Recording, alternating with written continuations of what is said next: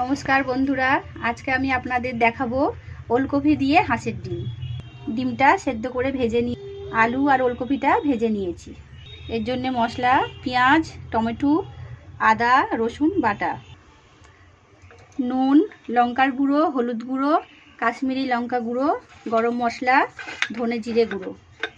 দেখুন তেলটা গরম হয়ে গেছে, তেজপাতাগুলো দিয়ে দেব।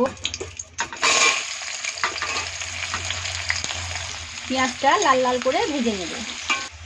দেখুন পেঁয়াজটা লাল লাল করে ভাজা হয়ে গেছে। টমেটোগুলো দিয়ে দেব। আমি এতে একটু অল্প করে নুন দিয়ে দেব, টমেটোটা গলে যাবে। রসুনটা দিয়ে দেব।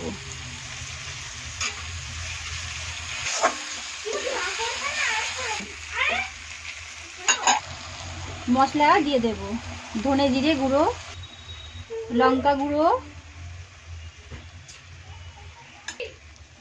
হলুদ গুঁড়ো, কাশ্মীরি লঙ্কা গুঁড়ো, নুন পরিমাণ মতো। দেখুন মশলা আমার কষানো হয়ে গেছে, তেল ছেড়ে দিয়েছে। আলু আর ওলকপিটা দিয়ে দেব, ভালো করে কষিয়ে নেব। দেখুন কষানো হয়ে গেছে আমার, কত সুন্দর হয়েছে কষানোটা, লাল লাল ঝাল ঝাল। এবার আমি জল দিয়ে দেব। দেখুন কিছুক্ষণ ফুটিয়ে নিয়েছি এটা আমি। এবার ডিমগুলো দিয়ে দেবো এতে।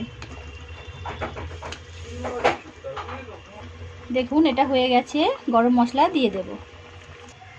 দেখুন হাঁসের ডিম দিয়ে ওলকপির রেসিপিটা হয়ে গেছে। আপনারা বাড়িতে করে খেয়ে দেখবেন। ভালো লাগলে লাইক শেয়ার সাবস্ক্রাইব করে দেবেন।